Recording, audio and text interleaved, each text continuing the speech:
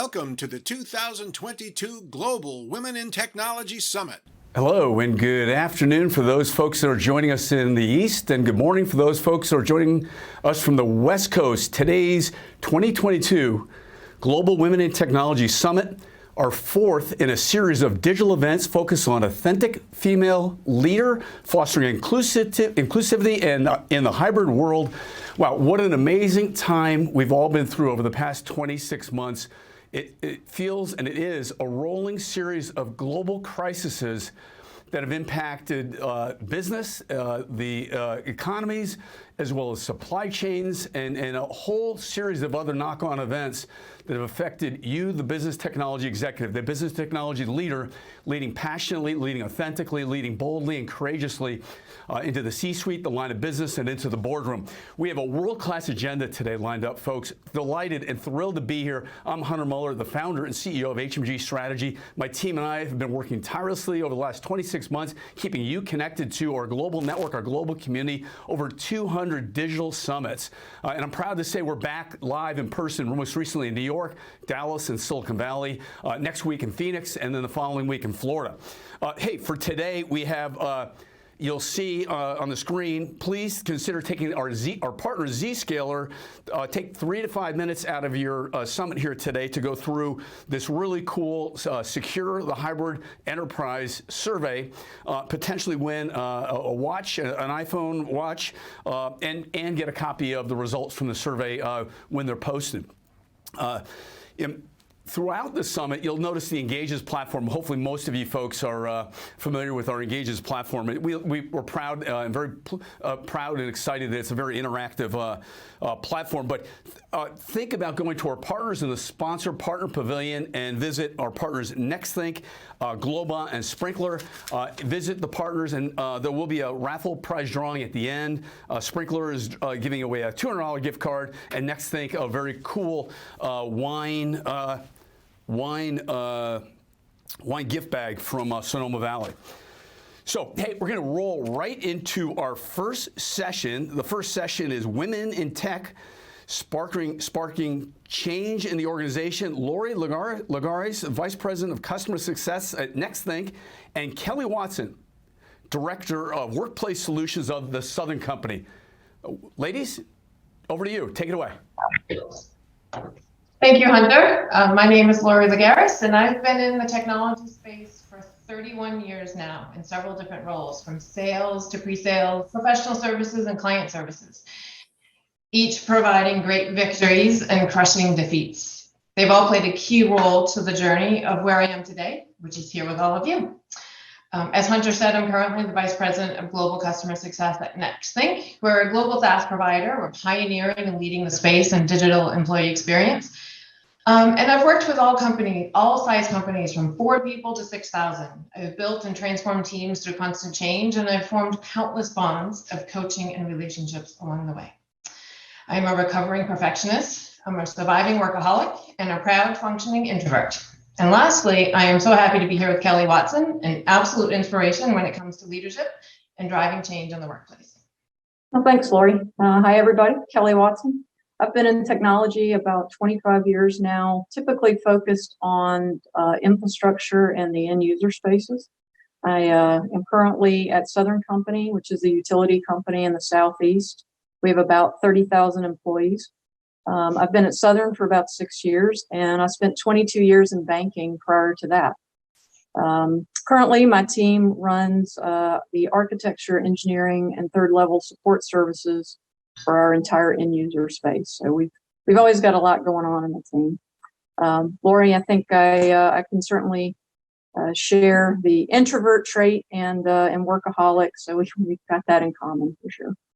Absolutely, so much in common. That's just one of them. But so I like to say how amazing it is to be here today, and like Kelly said, in a virtual presence, being an introvert. But to see so many people here that are passionate about this topic or curious to learn more. So we're going to jump right into our first topic with something that I think is on everyone's mind.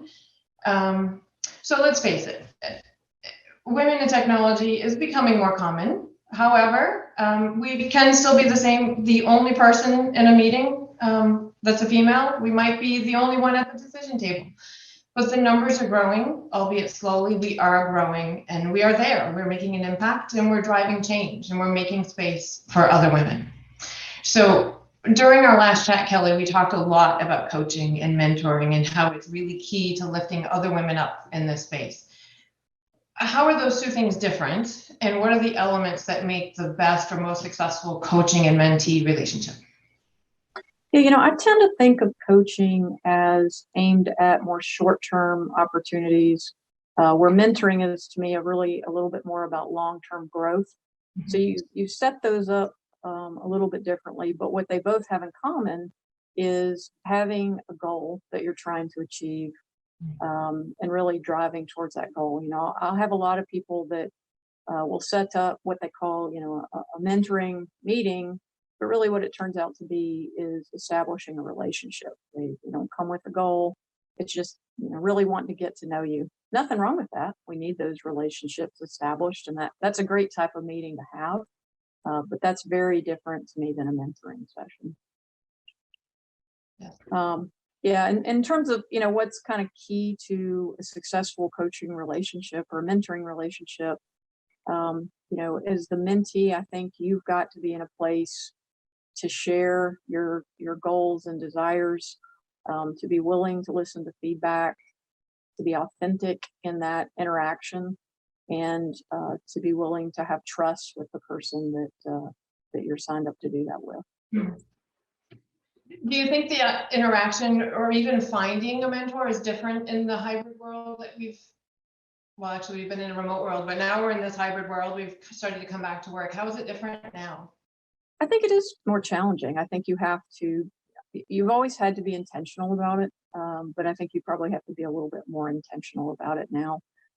It may be harder with a little bit less visibility, more remote work, especially if you're finding the mentor on your own, to find that person that you feel like you could establish a good relationship with. So I think you've got to work at it a little bit harder, and it has to be something that you're setting out intentionally to do. Absolutely. And speaking of intention, when you get to that meeting, you talked about how sometimes it can be just building a relationship and networking, but bringing an agenda to that meeting and being the one to continuously follow up is really what starts to translate into having a coach, where you're coming with a specific scenario and talking through it and getting some advice, really being in the driver's seat. That's right. I mean, it's so important for you to own your own career. I run into a lot of folks who really are waiting on their manager to tell them what's the next thing that I should do. And there's nothing wrong with soliciting that advice from your manager, but you really do have to have an idea of where you want your career to go, to be willing to voice that, and to be willing to do the things that are going to help you move in that direction. Yeah, absolutely. So you just reminded me, we also talked about champions, and those are very different from coaches and mentors. Champions are really the people that are in the room when you're not there. And because of your relationship, either through coaching or mentoring, they're really advocating for you when you're not in the meetings. They're mentioning your name and talking about things that either you've done or that you could do, and opening up some opportunities for you to take advantage of.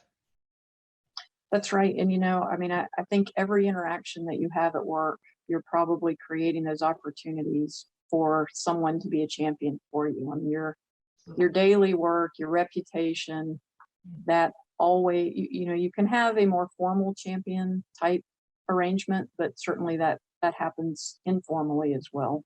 And you have to be aware of that. Yes, absolutely. So similar to coaching, continuous learning can take many shapes. It means something different to everybody. I think we all agree we're all works in progress, but we're always looking for inspiration and ways to be wiser, better, smarter, faster, whatever we want to do. For me, it's making sure I schedule time to have at least one podcast or TED Talk, or not have them, but listen to them. And the scarier bit, asking for feedback all the time, often from people, and making it a little bit more accustomed or common to the exchange. But the deeper part of continuous learning we talked about last week, Kelly, is about getting to that next role, or even the first role, or promotion. So what advice do you have for the young professionals here on how to maximize this tool that they have in their toolkit? Well, I think certainly TED Talks are a great opportunity to use. I watch them all the time. They have some fantastic stuff on there. As you are exploring the challenges and the strengths that you have, it's important to seek out training opportunities that'll help you grow in the right direction. So, understanding where you want your career to go, own that plan, and then seek tools that help you, I think are really important. There are lots of ways to be a leader. A leader is not a formal position. A leader is somebody in the way that they conduct themselves. And so it doesn't matter what job you're in, you can be a leader in any job. And, getting away from the confines of, I have to be a manager to be a leader, can really free you up to think and act a little bit differently. Absolutely. How do you think LinkedIn has influenced this notion of speed when it comes to advancing in their career, or somebody was to come to say to you, I need to be this year or next year? How do you navigate that? Well, there's, again, I think there's goals. You have to be realistic in them. You have to understand what's going on in the organization. I think if you're being authentic with your manager and those that you deal with, you're demonstrating a solid foundation in your work. Sometimes you have to have a little bit of patience. Things don't always happen on the timetable that you wish they would happen on. But it's a balancing act, I think, sometimes between exercising patience and maybe waiting too long and something maybe doesn't happen, and your willingness to take steps to change the environment, change the company. Sometimes you have to make those decisions to move.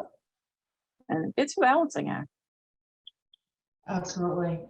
Owning your plan and being in the driver's seat is sort of a theme of at least the topic that we've talked about today, and seem to be the key to being successful. How do you help people make that decision of the path that they're going to go on to be that expert from a technical skill perspective, or call it individual contributor, or the management path? What are some of the things that you could give them to think about to help that choice? Yeah, I find a lot of times it's really interesting in technology, but you reach a point in your career where there's a fork in the road, and you really have to make a decision. Am I going to go the management path, or am I going to stay technical and stay on that individual contributor path? There's no wrong answer. I think a lot of people think about it in terms of a job grade or a money issue. You've got to think about what's going to make you happy every day. And, a great tool to use is to say, if I went home today and I said today was a great day, what makes me say that? For me personally, I like to have a lot of influence in the company. If I have moved the needle forward that affects our enterprise, I feel good about what I accomplished today. For some people, it might be individually helping someone, and a role that speaks more to that is going to make them feel satisfied every day. There's no wrong answer, right? It's just really what speaks to your soul. Absolutely. Finding joy. It became really evident. We needed to focus on what brought us joy during COVID, but it applies to so many areas of our life. I love when people ask me, what's the difference between being just an expert in an individual contributor role or going to leadership? And I ask them, what's more important to you, individual accomplishments and reward and recognition for something you personally achieved, or helping your team do that and serving? Right. Big difference.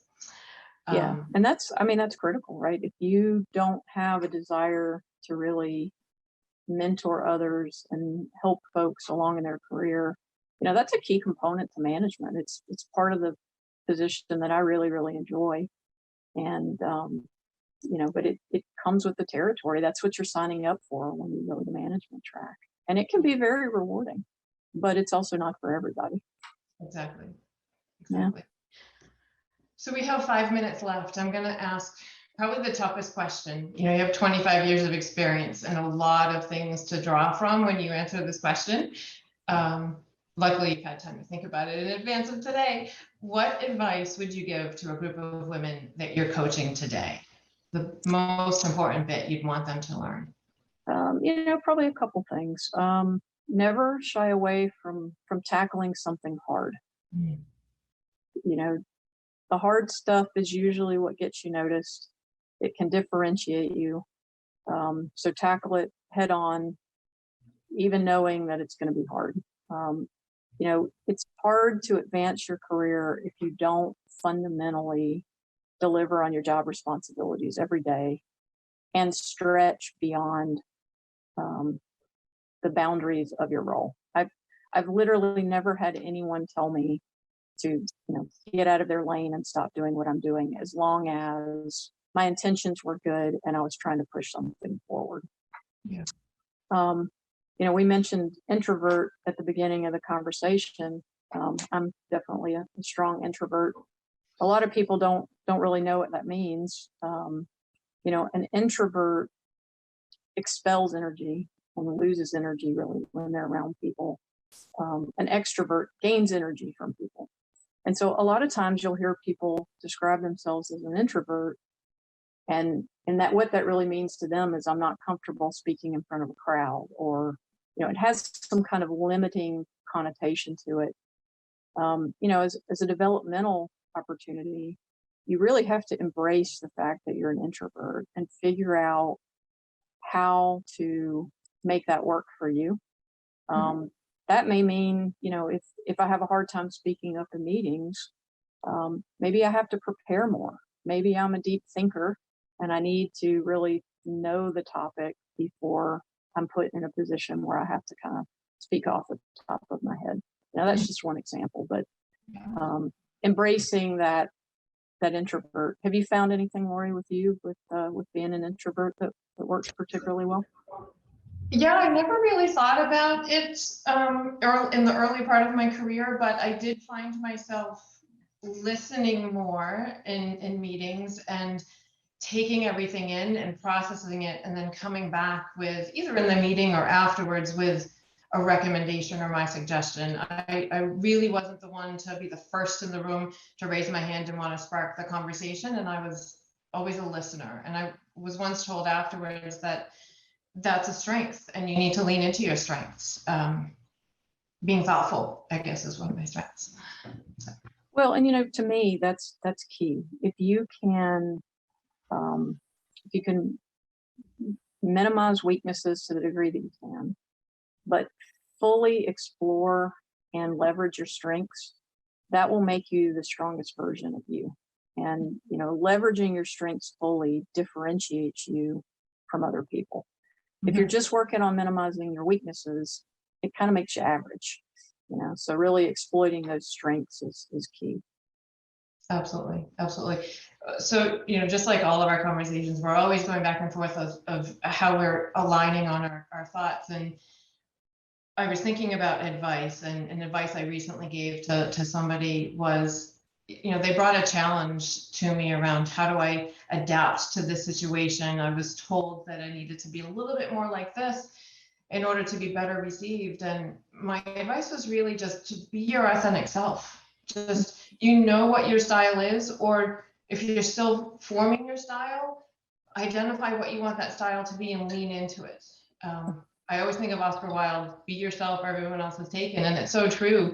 You're building your style, filter the feedback, thank them for the feedback always, but stay true to your style, because going outside of your style can make you uncomfortable. So our time always flies by so quickly. Thank you so much for sharing your insights. As always, Kelly, you've given me and our audience here a few things to think about.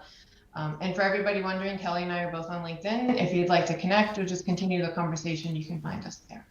Thank you so much. Thanks, Lori. Thank you. Hey, Lori and Kelly, great job. Thank you so much. Thank you. Appreciate you having us. Great to see you both, and thanks for being engaged. Hey, next up we have Leslie Ma, the CIO and Continuous Improvement Officer of NSF International, leading a session on designing the future of work that works for everyone. This is a topic on everyone's mind. Leslie, it's great to see you digitally. Can't wait to see you again in person. Thank you, Hunter. Great to see everyone. What a very relevant topic of today, and I'm sure that a lot of tech leaders are very involved in this subject, and it's designing the future of work, but it's got to work for everyone, and the importance of making hybrid work environments more inclusive and equitable in their companies. So we have 4 very distinguished leaders in their fields, and their bios are available online. This is a dense topic, so I'm going to just turn it over to them, and they can give us 30 seconds of what they do and a short introduction, please. And so let's start with Dora.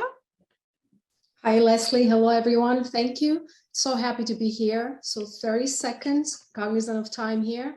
Long IT career, 27 years in IT. That being said, I think of myself as a business leader, first and foremost. I always strive with a business impact and an end-to-end mindset. In technology, for the past 2/3 of my career, I'm focusing on anything around data analytics and enterprise architecture. And I've had exposure to financial services, retail, healthcare, medical device, technology throughout my career. Nice to see you again, Dora. Go next. Hi, I'm Kathleen Fitzpatrick. I'm the CIO of Russell Reynolds Associates, where I've been for 13 years now. Can't quite believe it's been that long. I have an over 30-year career in technology. I stopped counting after 30. I think that's probably a good idea.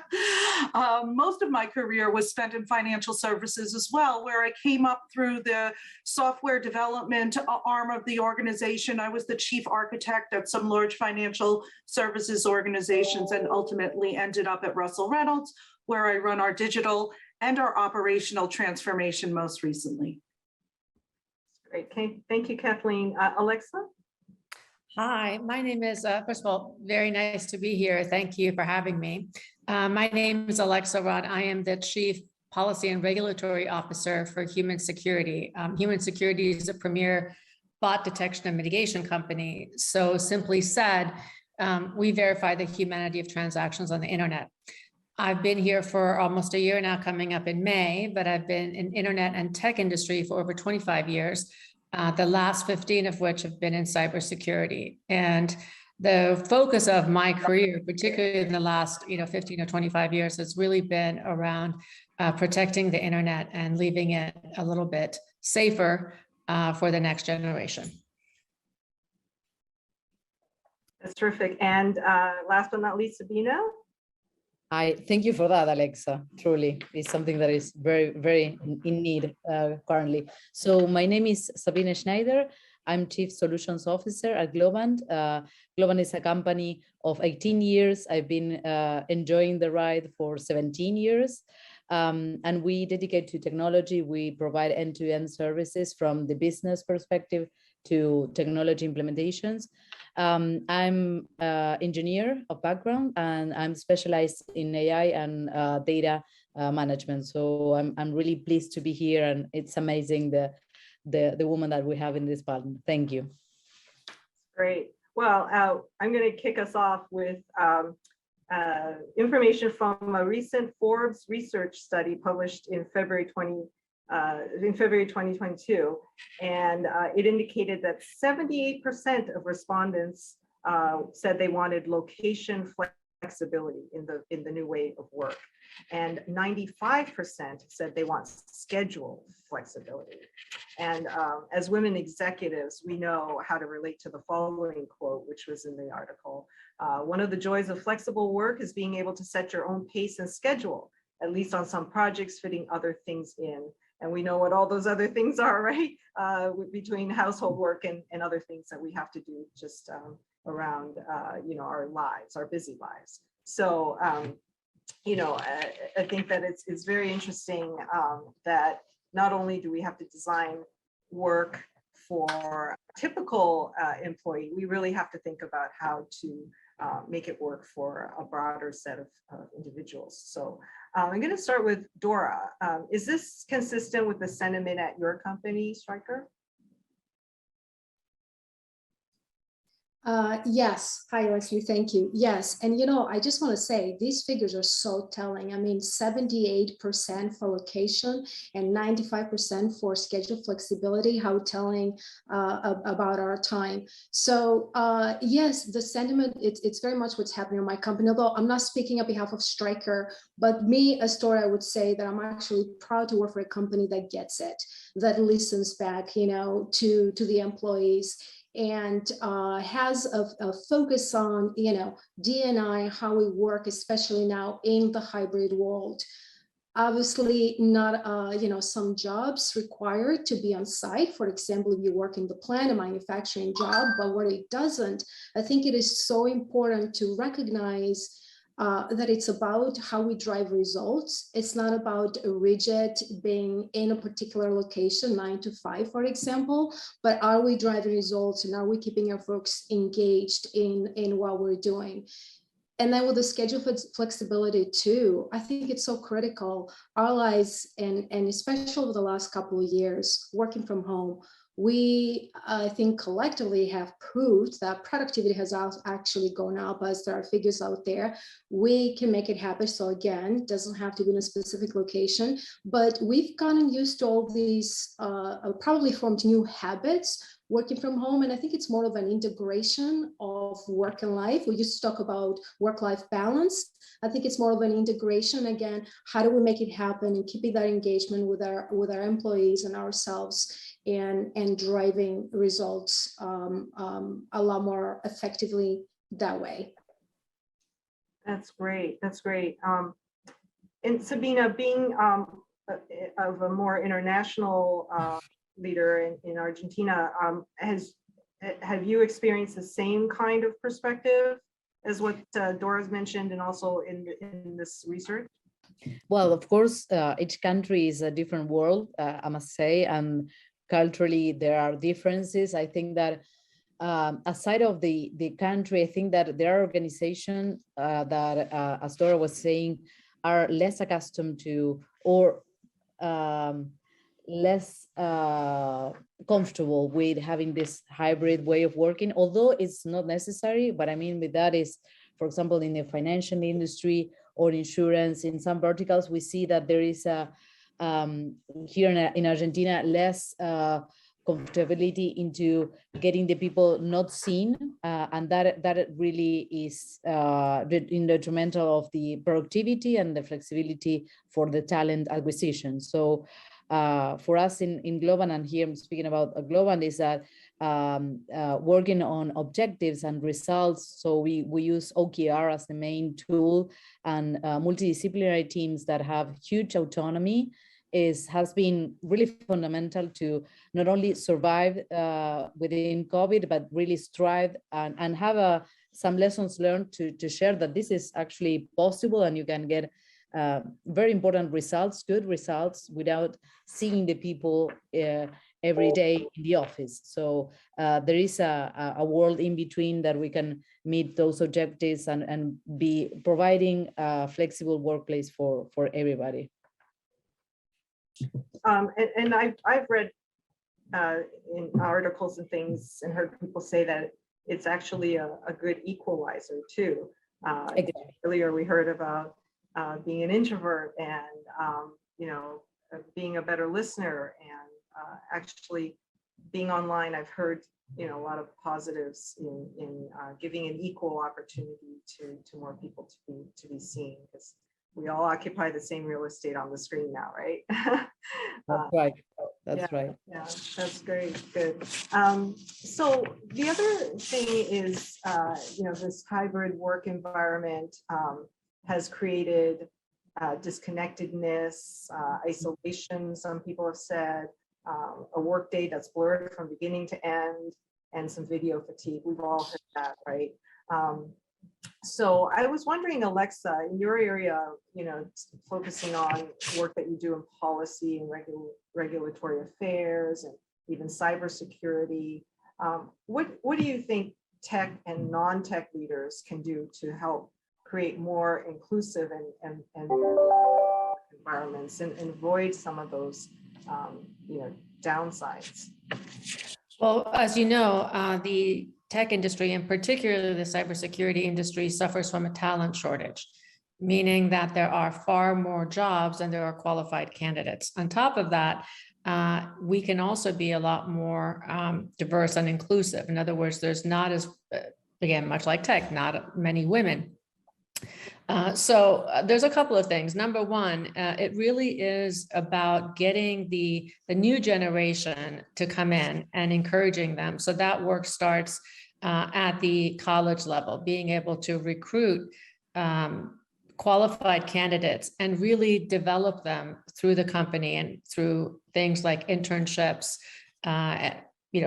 working with graduate schools for various projects. Those kinds of things help you, particularly if you target, let's say, historically Black colleges and universities, that helps you bring in additional talent. Your other question was about the isolation that this life, particularly with COVID, has brought about. There's this video fatigue. The flexibility that we talked about, those numbers, what you mentioned, are not a surprise to me, because by now, those are really table stakes. Flexibility in where you work and how you work, particularly in cybersecurity, is table stakes. But in order to attract, but also retain talent, you have to provide additional benefits to manage the fatigue, enable people to balance their life. So as an example, at Human, we are creating working hubs around the world. In other words, where our employees can get together when they want and they can work together on a project. We're rolling out a program that encourages our employees to travel and meet up with their teammates so that we can build those kind of relationships and bonds.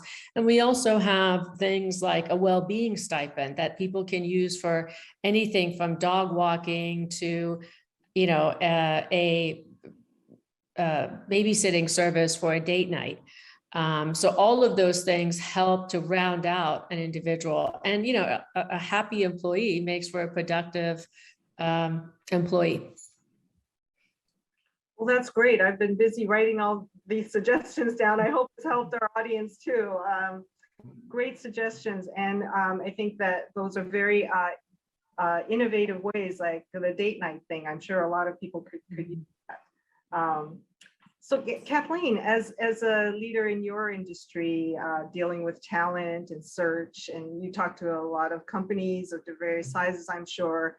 And, what are your clients asking, or maybe not asking, to help stay abreast of these trends, and which some of these strategies have been successful in your mind?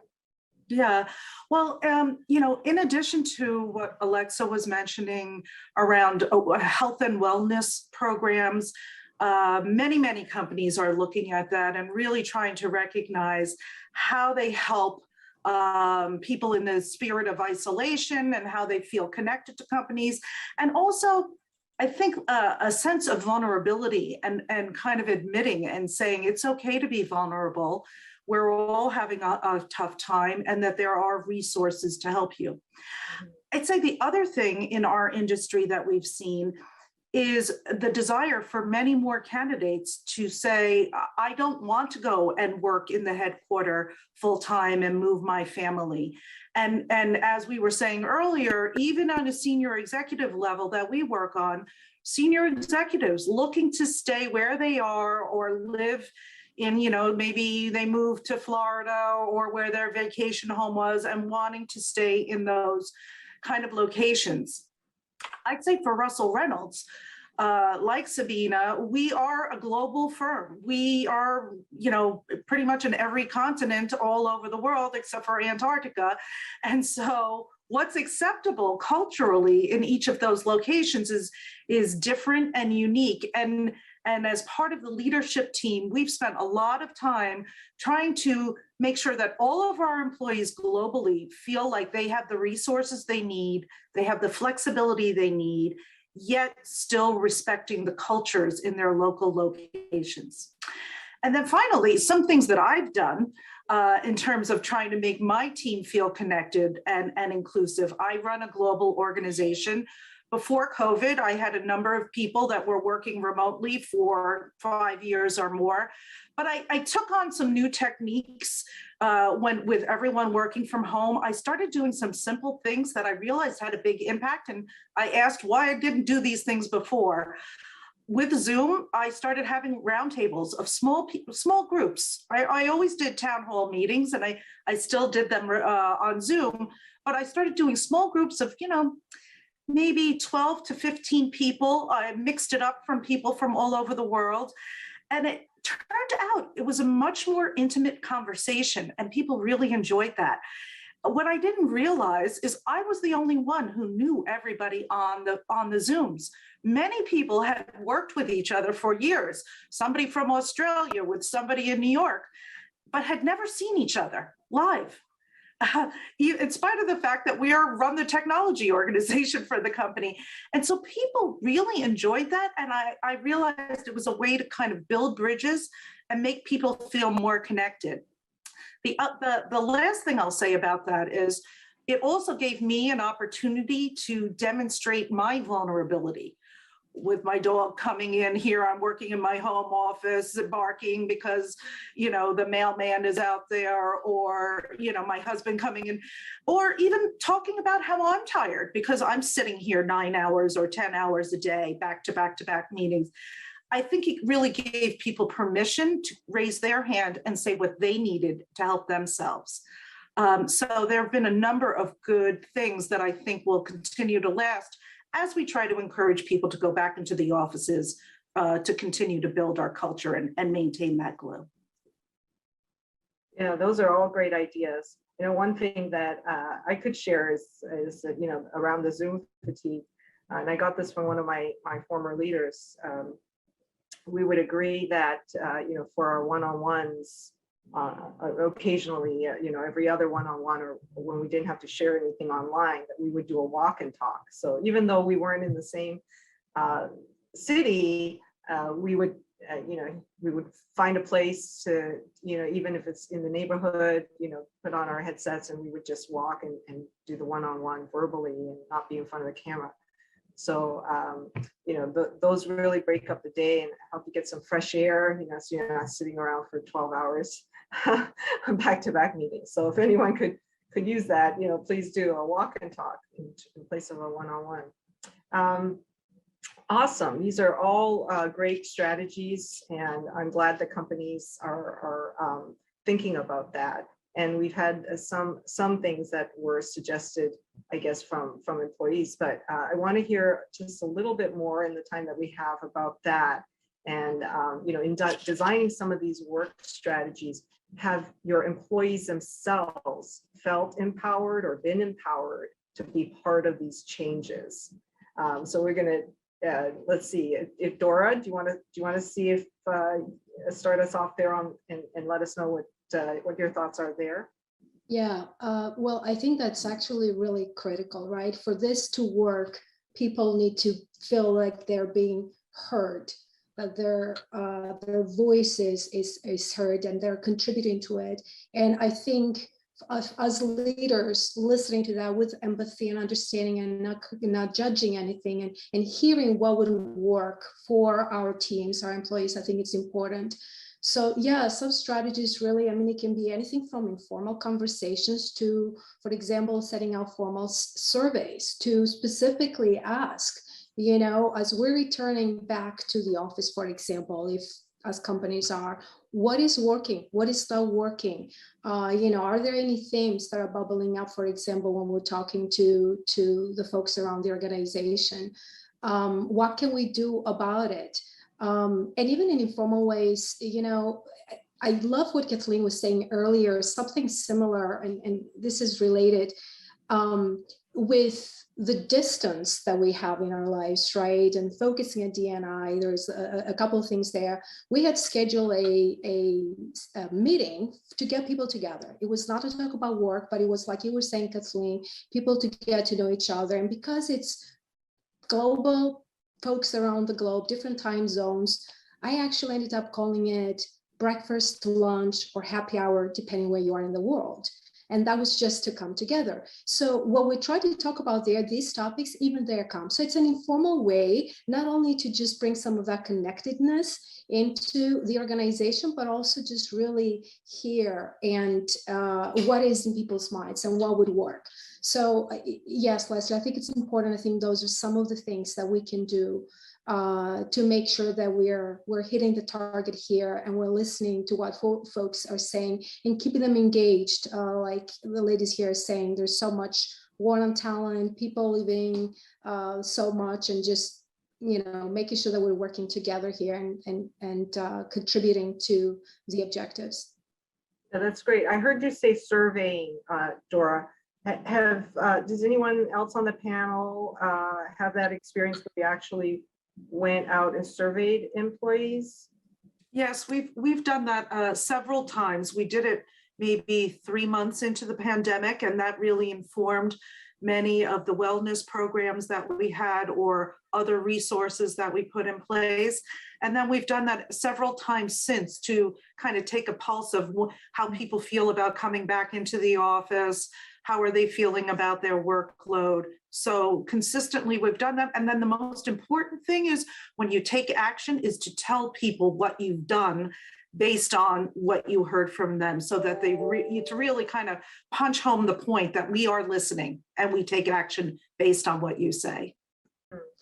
That's great. So that feedback, right? And yeah. Dora, were you going to say something? Yeah, thank you, Leslie. I was also going to say, I don't think it's a one size fits all either. And I think Sabina probably brought that up earlier, because our organizations are global, different locations, different habits, different cultures. What works in one location may not work in another. Something else, for example, that we've been thinking about is, okay, even as we're listening back and we're trying to get back to work, what works for that team? With that manager, what works for that location? Again, one size doesn't necessarily fit all in this case. So I think that's something else to take into consideration as we're letting this evolve and flesh out during the transition.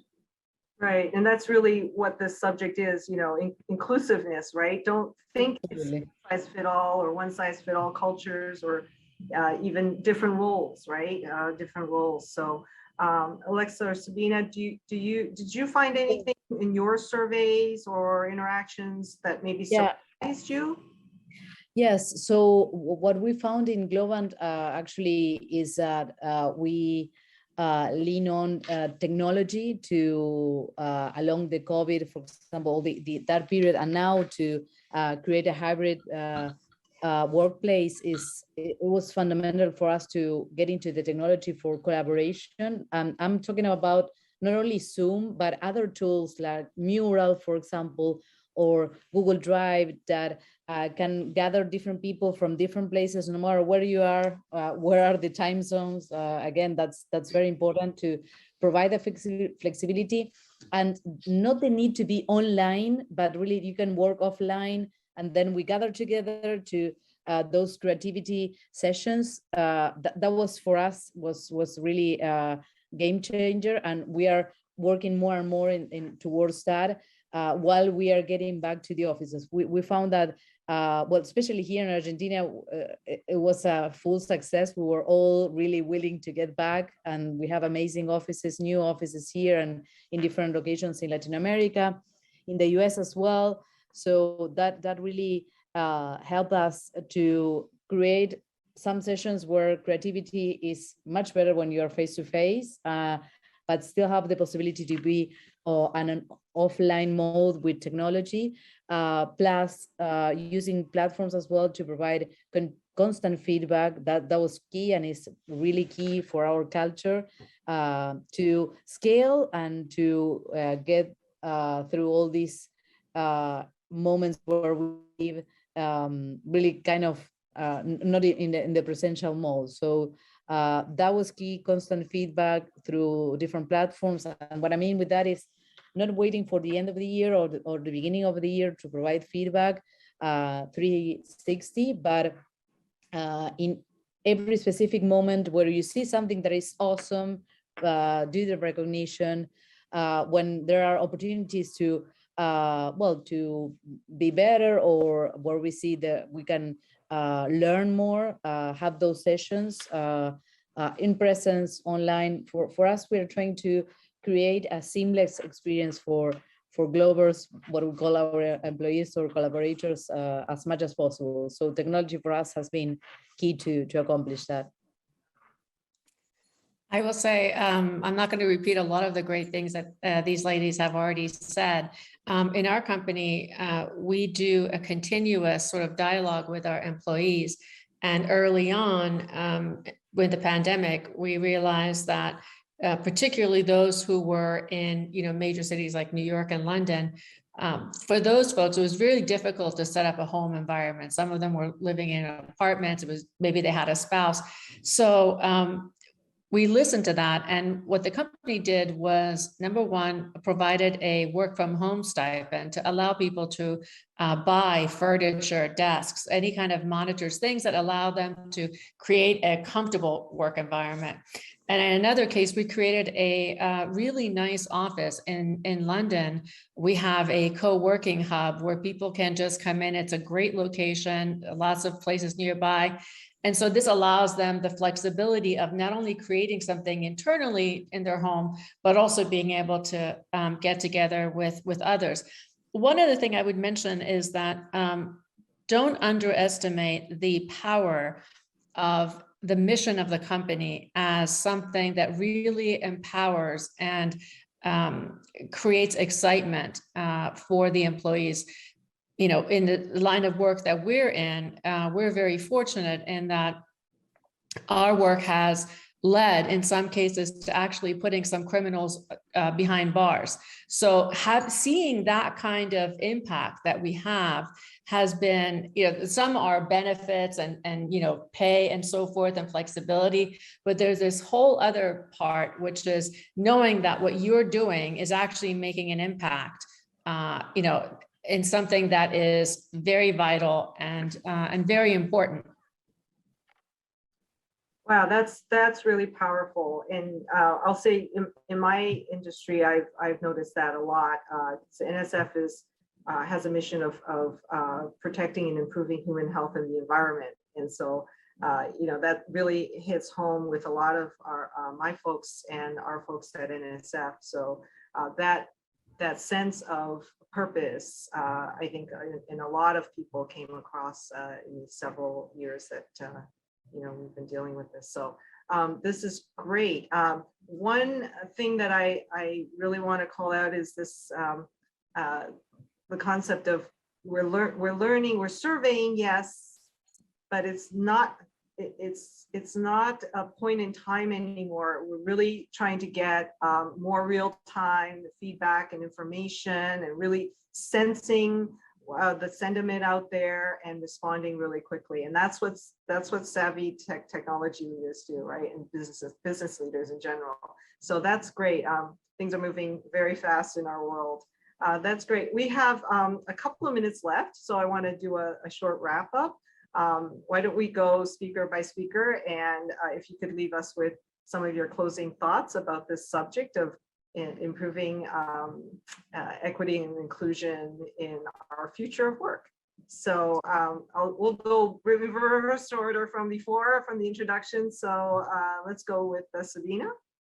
Absolutely. So I think that for diversity and inclusion to really take place in an organization, for me, it's a matter of not only looking into the KPIs or the numbers, the indexes. I think that that's great to create awareness and start a conversation, but then there needs to happen some changes fundamental to the organization that involves processes and really the operational model to be more fostering more autonomy of the teams as well, so that every voice is heard. And again, using, I think that data and technology is a good way of objectivizing conversations and really making decisions aside of each person, but really looking into the patterns of behaviors. And in that way, putting equality as well as the first variable. I think that that needs to come, as you were saying, Leslie, from the leadership. It's part of the gestures, the culture that we create every day by example. And in a way, I strongly believe that we are in an inverted pyramid where the leaders are at the service of the different multidisciplinary teams. We work in what we call agile pods, which are cells of people that are coming from different technologies or disciplines like design, data, cloud, or business as well. And I think that it's great where when you see everybody collaborating in an equal way is really amazing. So I think that's the future of our work, and we are the ones that are creating it. So it's very important. Thank you. Alexa, some closing thoughts? I think what Sabina said was fabulous. It really is a product of the culture, and it comes from the top. And because obviously anybody coming in, even if you've done a great job, they have to feel like they belong. It's a sense of belonging, and they're heard. So it's not just one initiative, it's a multiple set of initiatives that enable you to create that culture over time. As an example, being able to listen to the employees continually, as you mentioned, Leslie, that creates a sense of belonging. The other thing is, you've got to bring some of these in. In cybersecurity, it's notorious for there's not a lot of folks in cybersecurity to begin with. So we have a double problem with D&I. So one thing would be to encourage women who are in other parts of the industry to come in, look at the basic skills. Cybersecurity threat hunting is about problem solving. It's about following threads and trying to unravel. And so what are the industries that do a really great job of problem solving, right? And being able to bring those folks in who have the skill and now just mentor them in a new industry. Great, thank you. Okay, we've got only a few minutes left, or 1 minute left. Let's go with your closing thoughts, Kathleen. Yeah, I would say in addition to what's been said, I agree with all of those points. The other thing is to manage people based on their outcomes. So not how much face time they have, not what a great speaker they are, or how they look when they come to the office, but on their outcomes. And that helps everybody to feel like they can have an impact and they're included and they belong there. Great, thank you. And Dora? Yes, thank you, Leslie. Well, I mean, I agree with everything my co-panelist said here. Great idea. So very quickly, with the time we have, I would say this is not going to just happen. It needs to really be a measured goal. Obviously, there's accountability there from the organization perspective. We as leaders have accountability to set the example. I think every individual employees also have the accountability to lean in, make the voice heard as well. So I guess I would close with that. I know we're over time here, and thank you. Thank you, Dora. Back to you, Hunter. Hey, Leslie and team, great job. Love the comments. Great thought leadership. Would love to have you at an in-person event anywhere, any one of our 30 markets. Thank you, all of you. Thank you. Bye. Hey, next up we have Daphne Jones. Daphne is truly unique. She's one of my favorites, 1 in a billion, 1 in 6 billion, I would say. Her background, current background, she's on 3 different boards, AMN Health, Barnes Group, as well as Masonite International. She's the founder of Destiny Transformations Group, and she's just an all-around amazing individual. Hey, Daphne, what have you been up to lately, and welcome to the summit. Well, it is always great to see you. Hello to everybody that's out there. I just was able to join the last 10 minutes or so of the panel, and I love that. And I heard somebody say, talking about sensing and responding. And that is what we really have to always have our ears and our mind to the ground and see things that are still yet invisible and hear things that aren't making a sound and be able to respond even before competition does. So anyway, I love that. So what have I been doing? Well, I have 2 grandchildren, and one is 10 months old, one is 3 months old. So I guess you could say it's not like I've been doing that, but that's one thing that's pretty new. And I'm still serving at the pleasure of the 3 boards that you mentioned. And I guess some of the later things that have happened is my book is launching at the end of this year, around November 1st or 2nd. And I'm going through right now my 3rd and hopefully final edit of the book. And the name of the book is Win When They Say You Won't. And then I was able to launch my board readiness course to a company that is a $1 trillion company. So it was really exciting. We're looking forward to doing some work starting with them in the middle of May. And the board course is for individuals, and it's also for companies and groups that want to get together. So I think those are the things. I work like I have a job because I retired from GE several years ago, and I still really work a lot, but I'm doing the things that I want to do. Daphne, great stuff. With CIO 3 times over, right?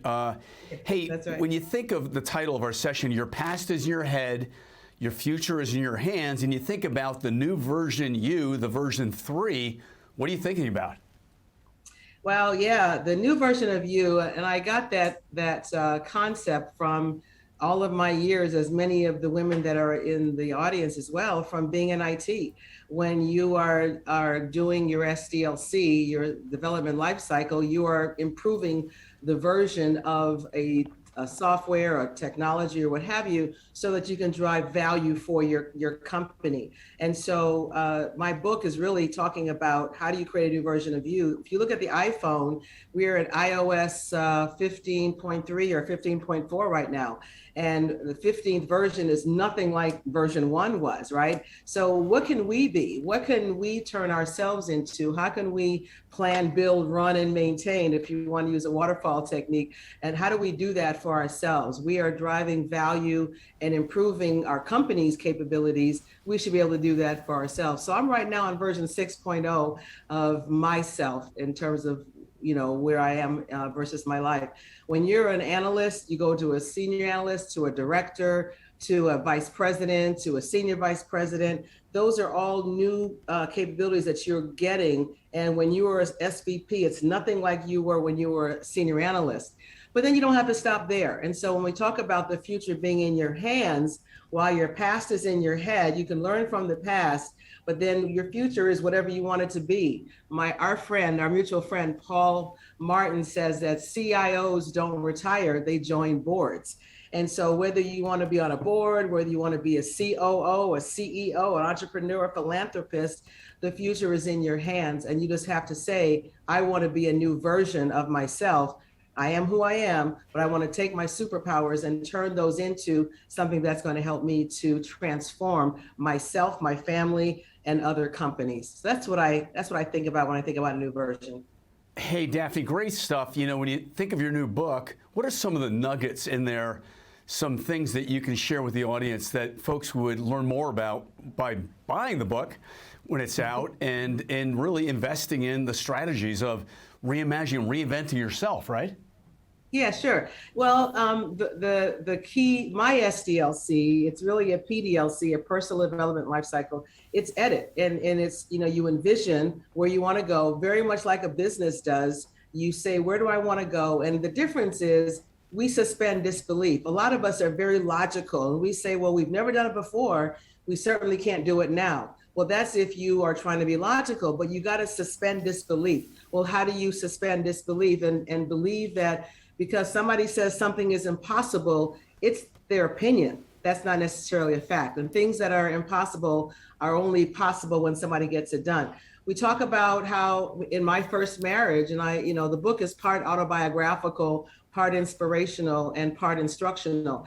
And in my first marriage, I didn't focus on my family. So in my book, I talk about how when you're making a decision, you've got to look at what I call the 5 F's. It's your faith, it's your family, it's your fitness, it's your finances, and it's your future aspiration or furthering your career.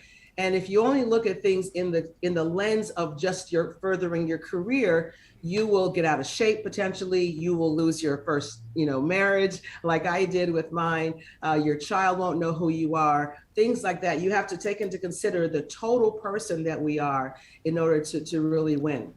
And then when you think Great about, stuff, Daphne. Now, oh, talk to us a little bit about the board work you're doing. That your whole boardroom program sounds fascinating. Congratulations on your first $1 trillion client. Thank you. It's really exciting. Well, the board curators and the website is www.theboardcurators.com. And it's really about that. We curate people to being board ready. And while the move and the search is on for women and men and people of color and all that, it's great to be selected to be on a board, but do you really understand what a board is, what a board does, why a board does it, and what's the day in the life of a board? And how do you act on a board? Our job is to provide perspective, not direction as a board member. So we get into all that with the course, whether it's one-on-one or whether it's doing something in a group over several days. So it's a lot of fun and pretty exciting. So why do we talk about the next step usually? I mean, when you think about it, a CIO, a VP or a senior director can be a CIO can be and do board work. Why is it important to visualize that next step? Yeah, because when you're done learning, you're done. And we all have taught our companies about continuous improvement. As a CIO, I've done that. We all are working with digital transformation as a concept and a reality to our companies. So why would our companies transform and we not transform? That's why it's important to look at where you're going, and the future is in your hands. So when you think about reimagining or revisioning your future and what you're passionate about, what are some simple exercises or steps that one can think through as they imagine and revisualize their next step? Well, think about what you were like in your best performance. What competencies did you display when you had the best performance of your career? And what competencies kind of came up when you didn't perform so well in your career? So that way you can kind of get an idea where you do well at and where you don't do well at. You want to understand what your vision is for what you've always wanted to do. If you knew you would not fail, if you knew that all of your life needs were met, what would you do in that case? And what it is that you want to have. We have OKRs. In my book, I talk about objectives and key results. And you really want to know that you are the person that said, I have an objective. What are some of the things that I think I need to do in order to achieve that objectives? And those are your KRs. And so think of where you are when you were at your best. Think of where you are when you were at your worst. And that way, you know, those may not be your superpowers. And then you start understanding what it is that you want to have as an objective and some key results. And that's all in the book. Wow. I love it, Daphne. Tell us a little bit more about superpowers, why that's important. Well, you know, you talk about SWOTs, you know, your strengths, your weaknesses, opportunities, and threats. I believe that I've got strengths and I also have weaknesses. But our job is to, in my opinion, is to, you know, exploit our strengths. And then let's hire somebody or get us a sponsor or mentor whose strength is our weakness. And so those superpowers are being analytical, being a great speaker. They're being able to find patterns. They're being able to, you know, have a mathematical construct, being empathetic, being a great leader. So if you're good at that, then spend your time doing that. And if you're weak at something that you need, then supplement that weakness with people or a person that could help you to do that. So you lead with your strength. You don't lead with your weakness. Hey, Daphne, great stuff. Amazing. Again, the name of the book and when's it out? The name of the book is When They Say You Won't. And I define who they is as well. And the book is out in November, early November, but it's available now for pre-order on Barnes & Noble and Amazon. Hey, it sounds like an amazing holiday gift for anyone, your friends, your family, your teammates. Buy them in mass quantity and distribute them for Daphne. Get the great word out. You're doing amazing work. And I want to make sure you get to several in-person HMG summits coming up in 2022. I will be there. Thank you, Hunter. Thank you, everybody. Great session. Awesome. Thanks, Daphne. Hey, next up, we have Renee Arrington. Renee is the COO and Director of Pearson Partners. Truly a big wig hotshot in executive search. She's been a friend of HMG's, a friend of mine for over a decade. We're going to go on, the panel is going to be approaching the global war on talent from a female leader's point of view. Renee? Take it away. Fantastic, Hunter, and thanks for the opportunity, as always, to be part of this wonderful thought leadership. I love what Daphne just said about knowing your strengths and mitigating your weaknesses. It's just fantastic stuff and really relevant today in our technology market. So as Hunter said, I'm Renee Arrington. My firm is Pearson Partners International. We're a retained executive search firm. And I'm honored to be here leading this panel today. I have three fantastic women who are going to join me. And if you guys would turn on your cameras, there you are. Hello, Cindy. Hello, Jennifer. Hello, Gabrielle. It's so great to see everybody.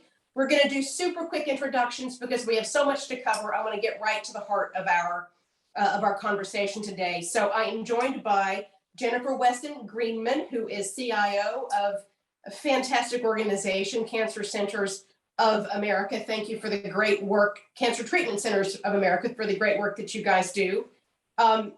Cindy Warner, wonderful contributor and thought leader with the strategic board member for the Michigan Economic Development Corporation, and has been a technology leader in great companies, including IBM, et cetera, PwC. Cindy, great to have you here.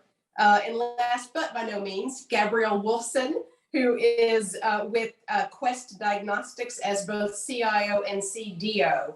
It is an all-star lineup with breadth and depth of perspective. And as always, I love it when my panels are more of a dinner party than a deposition. So I want everybody to chat and feel free to jump in and let's really give our group today some great thought leadership. Quick intro, I've spent my career in retained executive search, and I lead the technology practice for our firm. And it's crazy time out there. I mean, on the topic of recruiting and retaining talent, it's just absolutely nuts. You know, if a good candidate emerges on a search we're conducting, if it's one or two, we have to tell our clients, go big or go home with your offer and do it quickly, or those folks are going to vanish. So that's my point of view, but it's more important to hear what our great panel thinks today. So I want to jump right into 3 or 4 questions and see where this goes.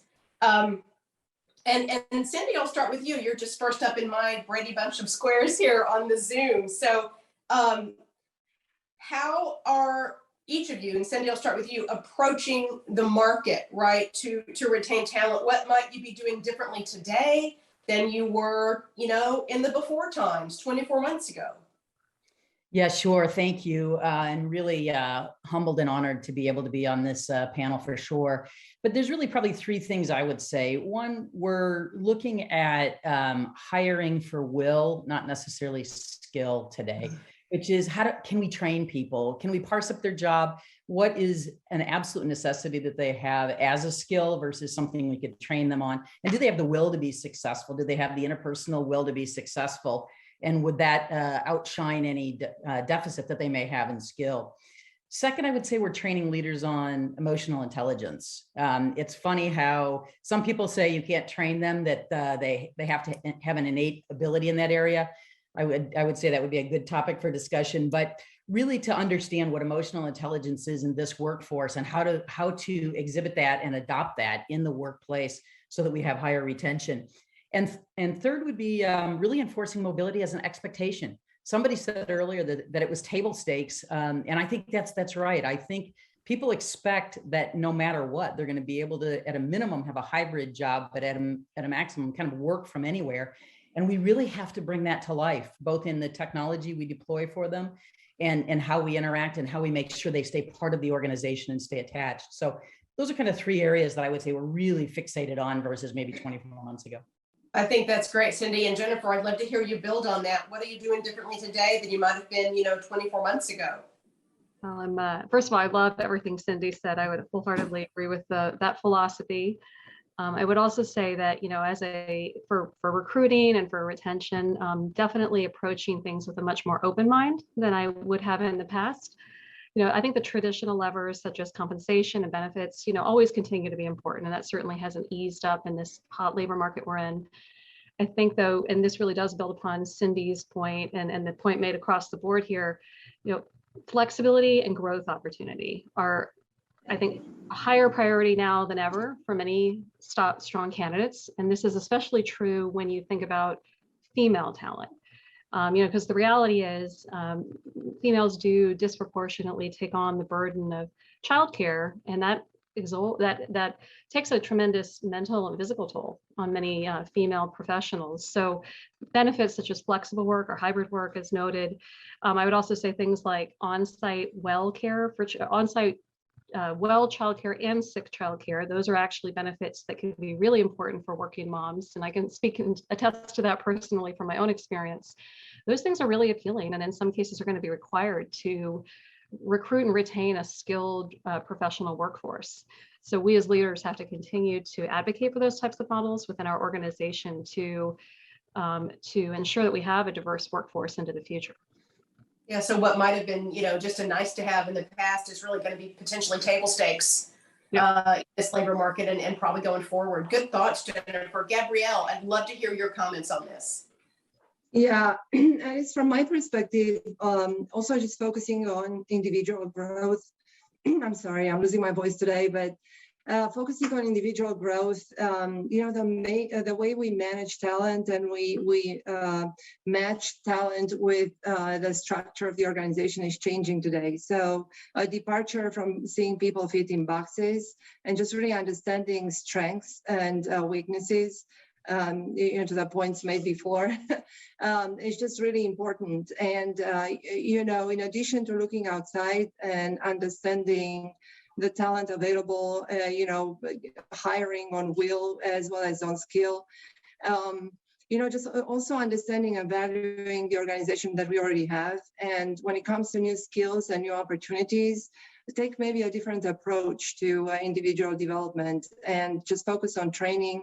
What I find is that we do have a slower pace of onboarding talent nowadays, especially in certain job categories, and just opening the gates internally and offering a much more structured training approach, a boot camp type of program that would enable people to accelerate gaining those new skill sets, and then taking them back and exposing them to opportunities to actually be hands-on and growing in those new roles. So really focusing on the individual strengths and opportunities and just going from there. No, I think that's interesting, right? So not necessarily assuming that every hire you make has to be from the outside, but really making sure that we've canvassed our internal resources. And even if someone is not necessarily a perfect fit on paper for the role, providing them the opportunities to be trained or skilled into that or grow into that. That's kind of what I heard you say partly, Gabrielle. Yeah, no, absolutely. Absolutely. And it's just really, I really do see a total change in the way technology organizations are being managed. And it's just a firm departure from that, hiring individuals into a box, into a set, firm set of expectations, where allowing them to shine beyond the box and allowing them the opportunities, the training to do so gives you a different pool of a different access to talent and skills that you may already have in the organization. So the box could be a circle, right? We need to kind of break that down a little bit. I love that. Yeah. I'd like to say as well that, I think that this is great for rising female technology professionals to have these opportunities for, growth and advancement with having perhaps a non-traditional technology background. Think about the opportunities for, the female digital executive of the future that maybe didn't start, in a very traditional way, but has the, the acumen, the competency, the emotional intelligence to be successful. I think that's very, very exciting for us. No, absolutely. And it's that EQ piece of it, particularly if half your group is like we are today on Zoom, right? That kind of leads to my next question. I'm just curious for each of you, are you guys back in the office, or and how are you approaching the desire to work from home or work from anywhere? Cindy, do you want to jump in? Yeah, sure. We're in a hybrid environment, and I, not unlike Daphne, I've moved into mostly board positions now. But that even for board positions is really important to be in a hybrid environment because, as she made the comment that CIOs don't retire, they just move on to boards. Many people that quote unquote retire may choose a different geographic location as well. I don't reside in Michigan full-time anymore, and yet I serve at the bequest of the governor of Michigan, but I live in California part-time. And so it would be important if that was something that I had to go back to, frequently every week or that type of thing. It would be probably pretty difficult to do this job and do it well. So we're in a hybrid role. And I think the big thing has just been making sure that we can enable to work from anywhere, that the technology is there and what have you. And other than that, it's really not been any kind of a challenge whatsoever. That's fantastic. Jennifer, are you guys back in the office full-time or hybrid, or what's your model right now? Yeah, so we have always had a hybrid model. So even before the pandemic, we had technology, practitioners and leaders, including myself, living all over the country. We do have certain professionals that work in our hospitals on site in the clinic to provide frontline support. And that will always be, I think, a necessity in healthcare. But most of our workforce now is located or is working either 100% remotely or for the most part working remotely with occasional trips like I would take. I do think that this is, the new expectation for technology professionals. I think it becomes table stakes. And honestly, I think employers that aren't, offering that as a benefit are probably going to lose talent very quickly to the many organizations that will accommodate a flexible hybrid or 100% remote schedule. Yeah, I can attest to that. I have a couple of clients that aren't there yet for a variety of reasons, and it's tough. It's super tough. Gabrielle, what's your approach right now? Are you guys back in the office? Are you working from anywhere?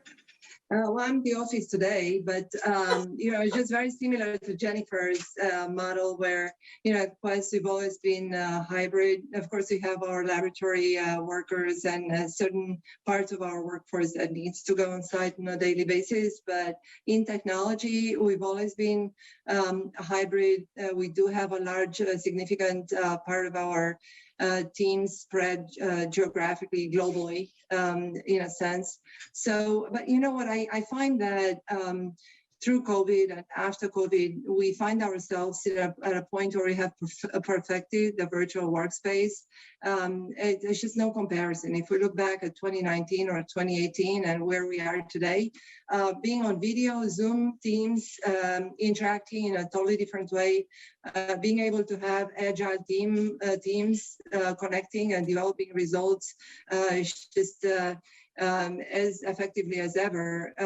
But that's where we are today. The world has changed. I don't see it going back, especially in technology, because there are different types of activities that we have in our respective companies. So, yeah. Yeah, no, I agree. I think we've all proved to ourselves and to our employers and to our stakeholders and shareholders that we can be effective wherever we happen to be sitting that day, right? So, and I don't think we can get people to retrench from that. I feel like it's here to stay for sure. I want to switch topics a little bit, and I know in some industries we're at this moment where there are 4 generations in the workforce at this moment. And I think it's interesting as we think about recruiting either your skip levels or maybe even your directs or kind of one level below. How are you approaching the millennials and the Generation Zs to make either your company specifically or your circumstances or an opportunity attractive to that next generation of leaders? And Jennifer, if you don't mind, I'll start with you. Sure. So I find that, these workforce members often demonstrate a very healthy ambition and a desire for professional advancement and impact, I think is probably most important. And that to me creates an awesome dynamic within the team. I love the energy that creates. I think it is very inspiring, honestly, for many of us to see that level of, desire for impact. What I do struggle with, I'd love to hear a perspective from the other panelists, but I do struggle sometimes with being able to fulfill their expectations. Particularly given that we are a relatively smaller organization, so we don't have as many opportunities for formal promotions and career advancement in the way that a much larger organization would. So what I do is I try to channel this drive, this incredible drive, to visible high impact projects. Given that we do work in cancer care, that is a strong intrinsic motivator for many members of our whole workforce, certainly not just limited to our millennials and Gen Z, but I do find that to be very impactful and helps to fulfill their desire for growth. I find it very rewarding to see how often these types of team members do really step up and excel and demonstrate their value to the organization. I think you're exactly right about particularly the research that we've done and read. The millennials want, work of importance, right, or significance in their work beyond compensation and other things. So you've got kind of a baked-in mission-based organization already, Jennifer, and that's really a bit of an advantage. Gabrielle, I'd love to hear how you are doing it. Similarly, you've got a great mission with what you guys do at Quest. How are you working with the next generation of leaders?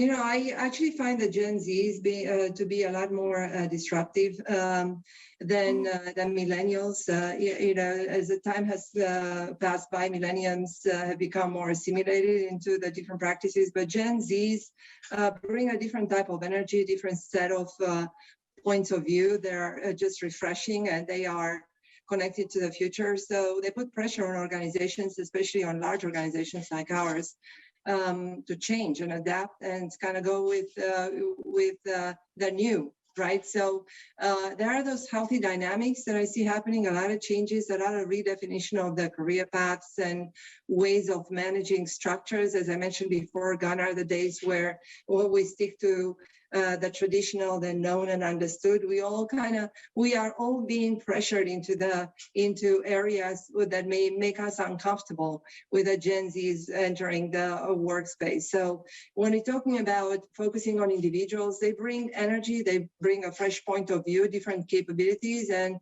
we don't want to hold them back. We wouldn't want them put in a situation where they need to conform to something they're not used to and where we lose that edge that they bring into the organization.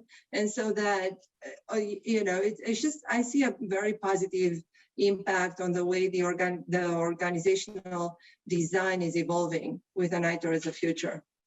I think that's great. And Cindy, I want to flip it over to you. In my mind, you kind of have your eye on the state of Michigan, right, as a whole, and the technology workforce across the state. So how are you seeing these next generations of leaders emerge in your context?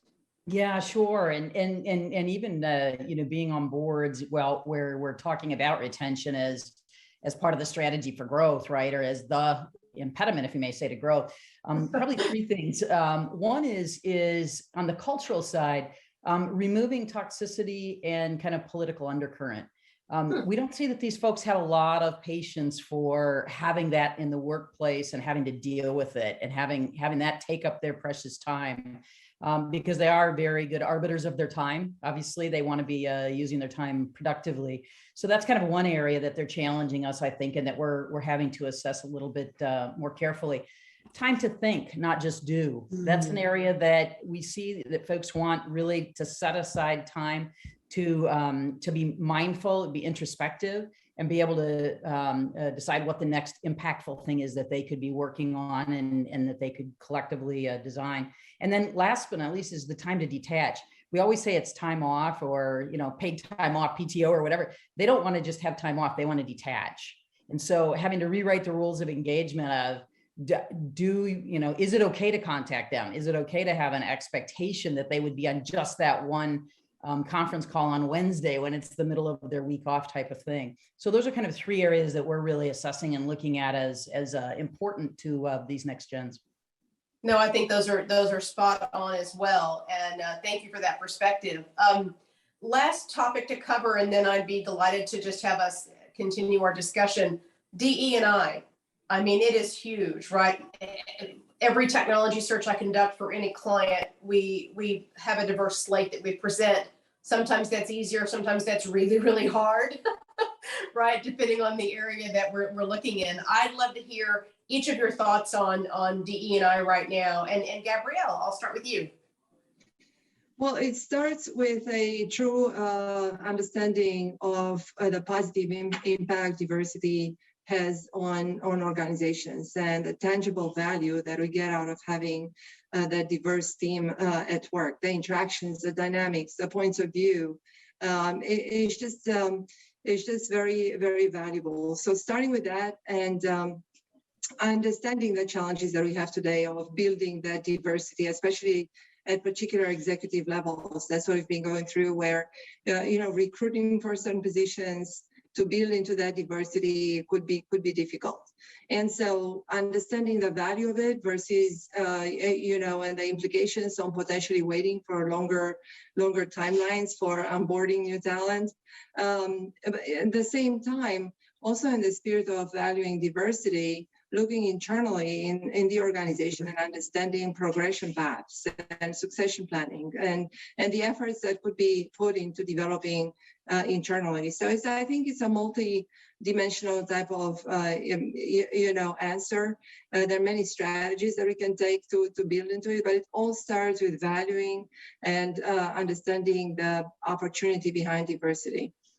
Well, no, 100%. It's also contextual, right? Diversity today for our group would be a white male, right? I mean, so you have to recognize the context you're operating in and define diversity accordingly. Cindy, want to jump in on this one? Love to hear your perspective. Sure.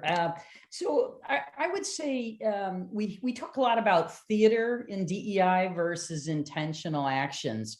And I think that's especially some of our current gens are very clear on where they see theater and something that's done for stats and statistics and meeting quotas, if you may say, versus real intentional inclusion and really making an effort to bring people in and include them. I think second of all, we talk a lot about listening to action. So listening circles that lead to action. I think there's an expectation on DEI that there's no longer this whole months and years that go by to make change happen. If we see it and somebody says it, we need to fix it. And so I think that's the expectation, is the cycle time and the process time on DEI and changes that are expected are much quicker, much quicker. The patience for challenges lingering out there in a workforce are really kind of obsolete to leave them out there. So yeah, see it, say it, fix it. Do it. Do it. Fix it. Get moving. Jennifer, your thoughts? Oh gosh, I feel like I could talk about this forever, but I won't do that to you guys. I just love the themes that Cindy and Gabrielle have already pointed out. I don't think it can be said enough how important diverse representation at the leadership level is. And to Cindy's point exactly, it really needs to be intentional. It really needs to be something that is prioritized and understood and just embedded, into the philosophy of the organization. Why I feel so passionately about it, and I have a feeling this is an experience many folks here today can appreciate, it is still quite common for me to walk into a room, or virtual room as it may be, and be the only female, in many of these technology-oriented events or sessions or meetings. And I feel like, in 2022, it's sad, honestly, that we're still experiencing that. And I know the reasons for that are complex, multifactorial, and certainly not always, intentional or overt discrimination. But I do think that there's an experience we feel that we can probably all relate to in terms of, feeling welcome, feeling comfortable, understanding how that contributes to our performance. And I'm confident we are in our performance. So helping, all of our leaders understand how important that representation is in the hiring in the context of hiring, recruitment, retention strategies. Reiterating that message again and again is just something we cannot do enough, in my opinion. Our current, our prospective workforce members need to see that. They need to feel that. They need to understand why, right? It is not, to Cindy's point about quotas, it is about the value inherent to having diverse backgrounds and perspectives represented within your workforce, and how much stronger we can be as a team with that level of contribution. And I think those are the messages, we as leaders need to continue to reiterate. I think it's also important for executives or leaders at any level to understand that this may mean shifting or adapting how we hire, because traditionally we go with our safe hires based on education and experience. But again, many women do not progress through traditional channels within the technology sector. And so if you're willing to be open and value diversity of background, even in non-traditional types of experience, that is going to be essential for the future diversity of our workforce. I think that's huge because, I recently presented a candidate to a client. It was for an AGC search, Assistant General Counsel search. But this was a woman who had taken time out of her career, 10, 12 years, to do the family thing. And so that's a diversity of experience as well. I see Hunter joining us. Oh my gosh, what a great panel. Let's thank you all. Cindy, Jennifer, Gabrielle, great thought leadership. That is why, Hunter, to the comments made here, that this Women in Technology Summit is so important. And we're so appreciative of you and the team for putting this together and putting this on. Fantastic. Thank you, Renee. Women, great job. Jennifer, Cindy, Gabrielle, thank you so much. Renee, great job. Thank you all. And pass the word, right? Please. Thank you. Got it. Thanks, everyone. You all. Absolutely. Hey, next up, we have Cindy Finkelman, former CIO, a good friend of HMG Strategy, the former CIO at FactSet Research System, and the panel session, the Indestructible Doyen, Female Tech Legends share their hard-fought lessons. Love it. Cindy, take it away. Hey, Hunter, thank you so much for having all of us. We really appreciate the opportunity today. And I will tell you, I'm so pleased and honored to introduce all of our panel participants here, because each one of them have had such rich and rewarding careers, and they're all eager to share their experiences. So I'll do a quick round of introductions so we can get right into it. We have Diane Adams, who is the Chief Culture and Talent Officer at Sprinkler. And Diane was previously at McGraw-Hill and Click, very interesting organizations. We have Mamar Jaleh. She is the Vice President of Operational Technology, IT, at Amazon Robotics. And Mamar also has a very interesting career. She is formerly from Raytheon as well as GE. We have Rhonda Viteri, who is the former EVP and CIO of Herbalife. Rhonda has also spent time in interesting organizations like Estee Lauder, and Rhonda is the author of Grit and Grind. Very interesting, right? And last, but definitely not least, we have Sigal Zarmi, a senior advisor at Morgan Stanley and currently a board member at DataRobot, HashiCorp, and ADT, all very, very interesting organizations. And so I'd like to get right into it today. Thank you all for joining us. What we're going to do is we're going to do a little bit of round robin storytelling. And I thought I would ask each one of you to talk about a particular situation in your careers. And really, what were the lessons learned that came out of those two career issues? And also, is there any advice to your younger self that came out of those situations? So Mamar, let's start with you first. Thank you, Cindy, and great to see everybody, and thanks for joining in the audience.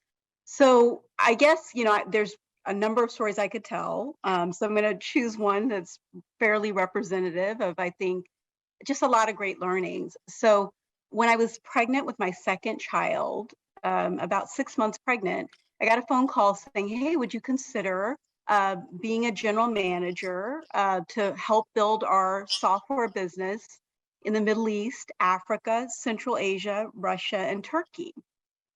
So my first reaction was a little bit of shock and awe. Like I kind of thought, this is a bit of a joke. But as the discussion continued to unfold, it was very clear to me that it wasn't.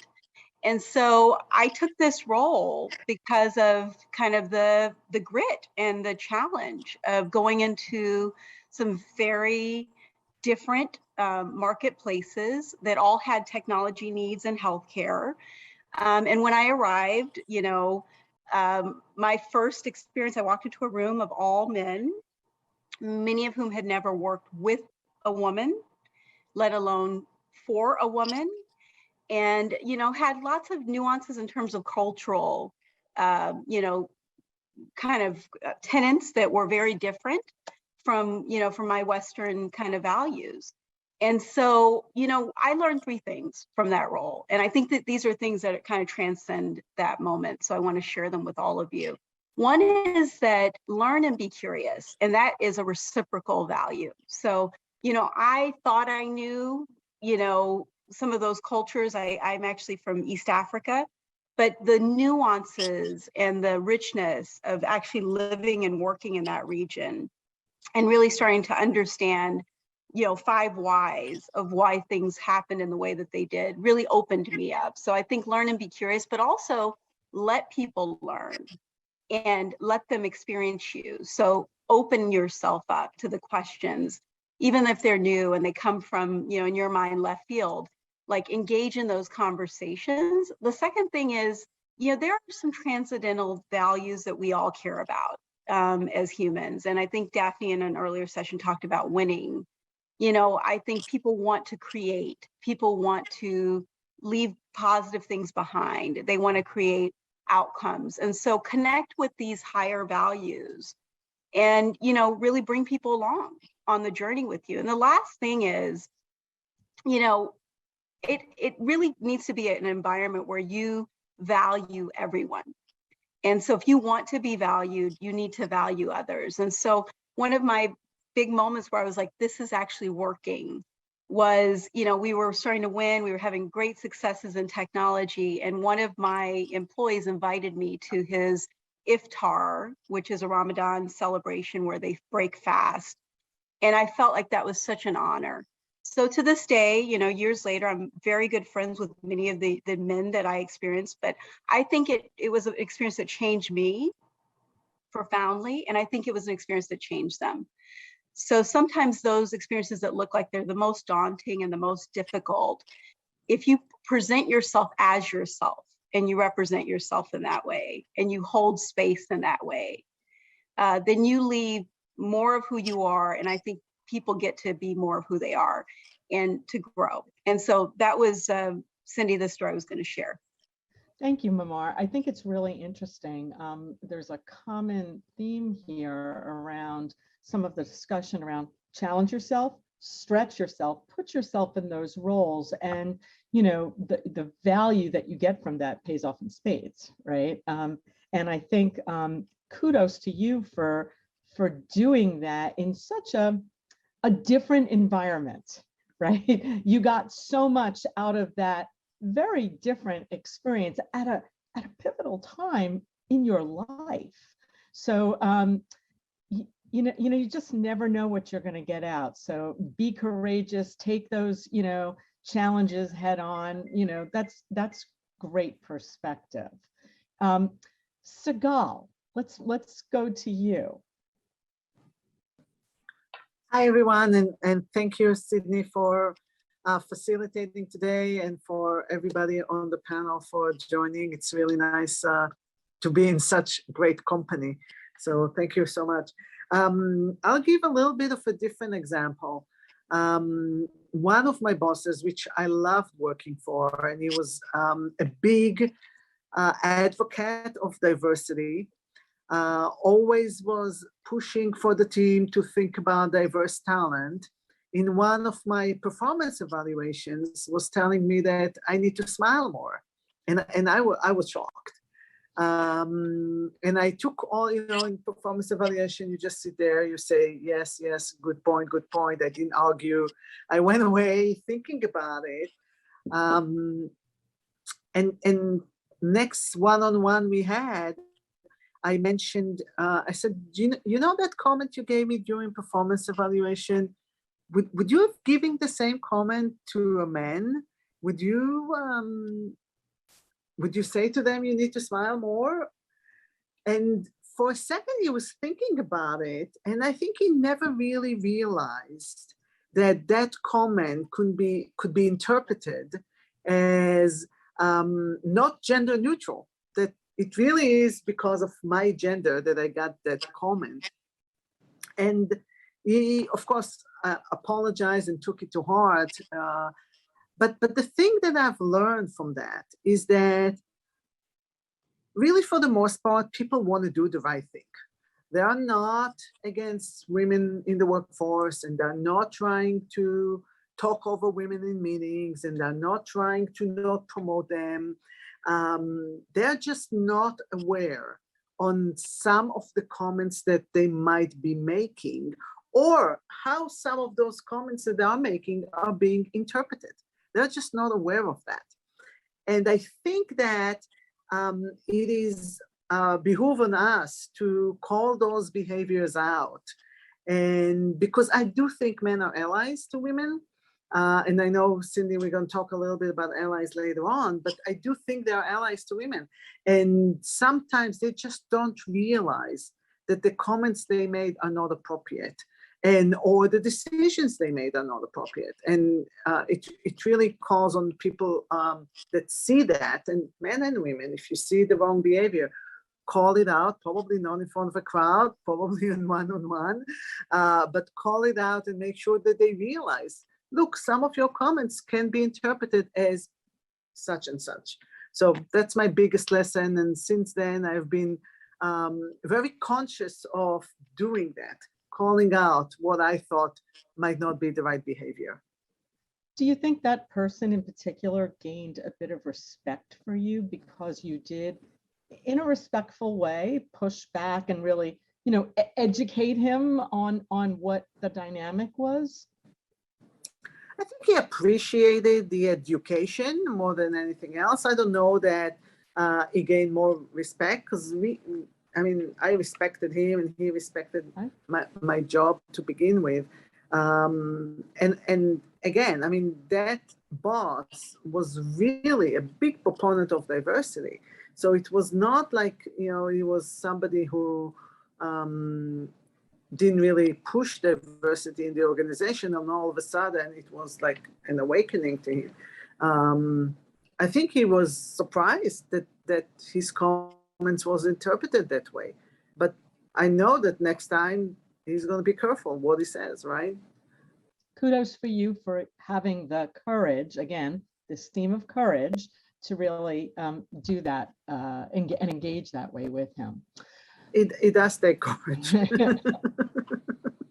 Rhonda, let's move on to you, please. I would say it's an honor to be here. Great question, great comments, and Cindy, thank you for all your hard work.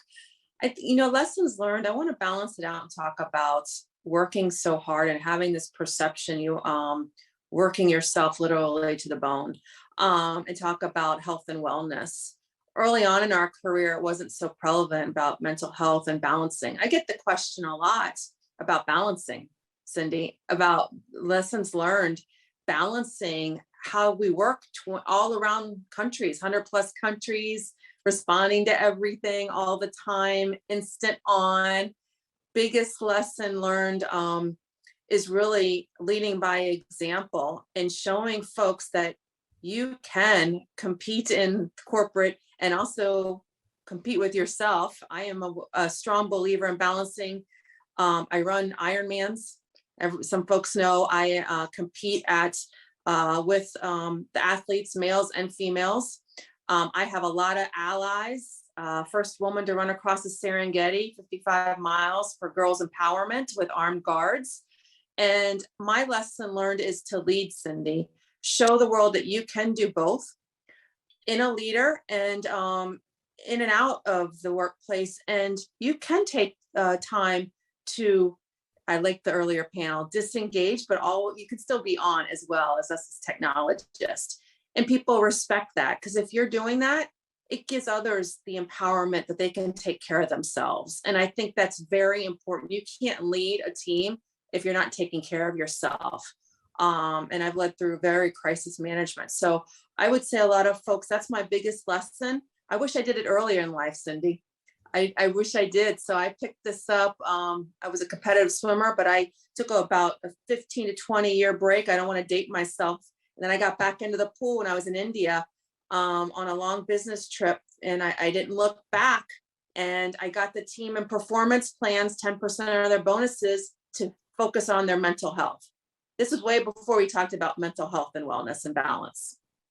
I think that's so important to as you lead by example, to really show others that it's just as important to be mindful of yourself and how because you can't show up, right, in a positive manner and contribute and add value if you're not all there, right? And the only way to be there Daphne pointed out all the 5 F's, right?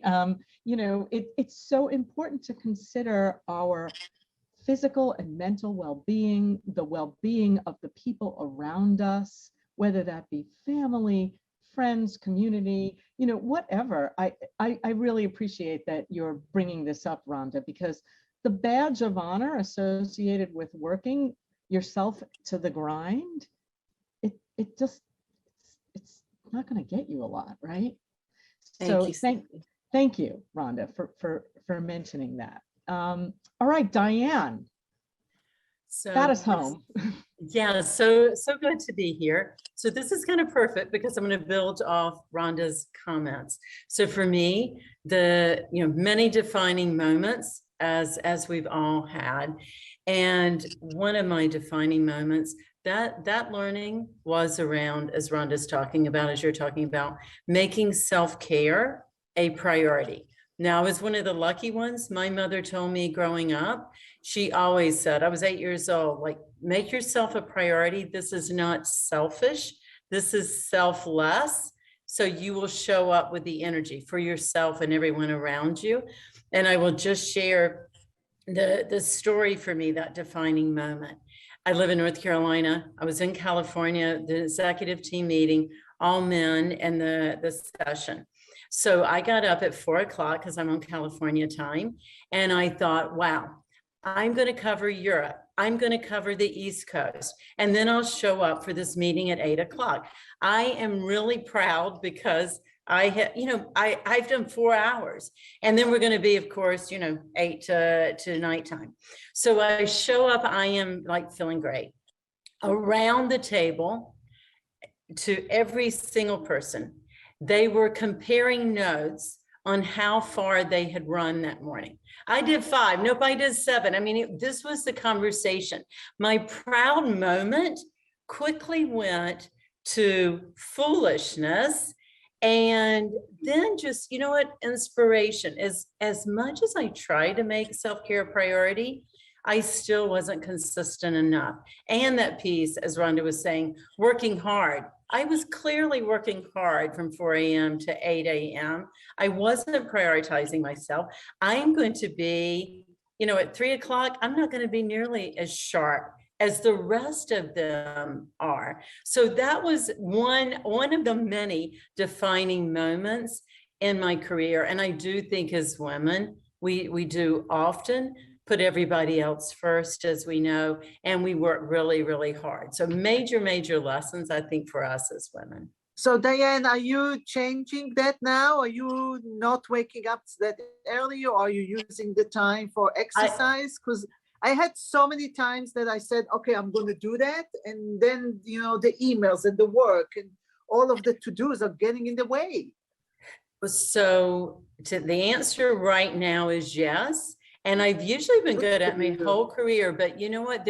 As we know, there are points in our lives, our careers, we can just get off track and think, wow, work's coming first, got to do this. So I would tell you right now, yeah, I exercise every morning. I got to have my meditation. I got to have my prayer. We all have different things that we need for us. So thank you for asking that. Well, good for you. I admire you.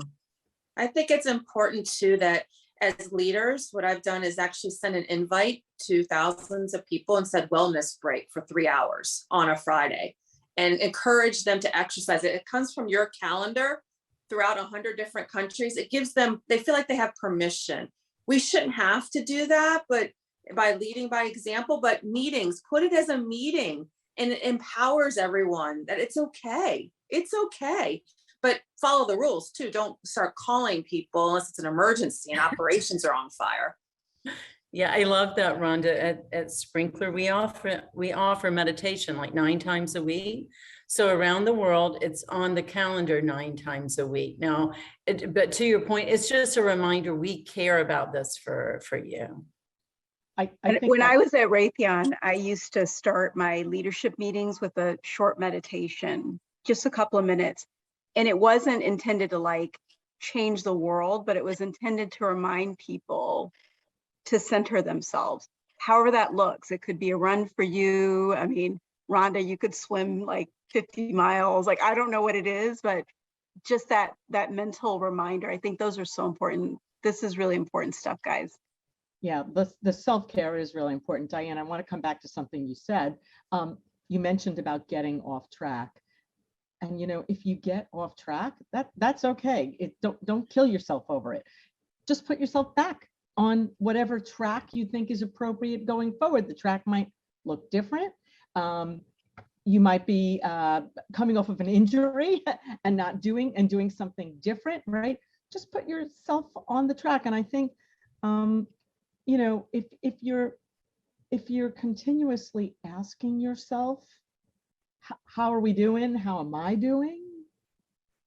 You might become more mindful of being off the track and needing a different track, right? So thank you for mentioning that. I want to move on and talk a little bit, a couple of different questions, and thank you all, Tech Legends, for those tidbits. Mamar, let's go to you. What is your view of female tech leaders moving into business leadership roles, leading a strategic business unit? So many times I see men in that leadership seat of a true business unit role, as opposed to women who might be in a partnership or a supporting role. What's your view on that? I think it's such an important part of the matriculation of your career. You know, I have really tried to go, you know, kind of create a T, go deep technically, like really feel confident in the technology spaces, software development, data sciences, machine learning. You know, I'm entering the robotics space, but also go broad and think about, even when I was a CIO, and I've done that multiple times, I've thought about my role as being basically a business leader to the organization and delivering technical services. So I think that intersectionality of being really technically deep and being, you know, business aware is very important. So I would encourage people not to shed the technology depth, because we're going into a future state where technology is going to be more and more prominent for every company.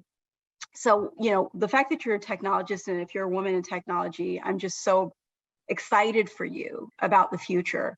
But if you could have that combination of deep technical knowledge and deep business acumen, like, that really does open the aperture for opportunities for you.